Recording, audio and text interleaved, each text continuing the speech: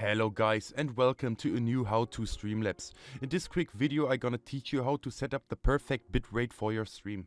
First things first, what are bitrates? The bitrate influences the video and audio quality of your live stream. A low bitrate can cause pixelation and artifacts, while a too high bitrate can cause buffering issues.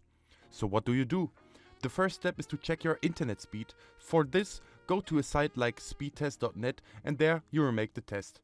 So it normally should look like this. The second step is to find out in what resolution you want to stream.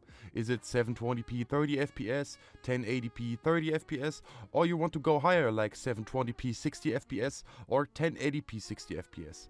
I prefer using 50 to 60 frames per second in case your CPU can handle this. Just try it out. How many bitrates for the resolutions? Here are the perfect bitrates for the cases I told you before. If you want to stream at 720p 30 fps, you need an upload speed of at least 1500 and 2000 kilobits per second. For 1080p 30 fps, you should use near the double. This is around 2500 and 4000 kilobits per second. For 720p 60 fps, use the same bitrate as 1080p 30 fps. For 1080p 60 fps, you should use something between 3.5 and 6000 kilobits per second. What are keyframe intervals?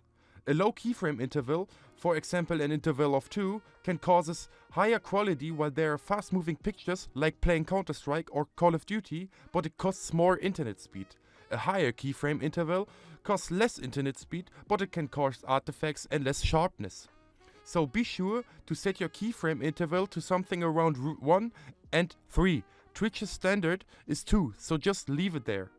In conclusion, the right bitrate is crucial for your live stream's quality. Experiment, test and adjust the settings accordingly to ensure an optimal streaming experience for your viewers. Thank you for listening and best of luck with your live streams. Bye!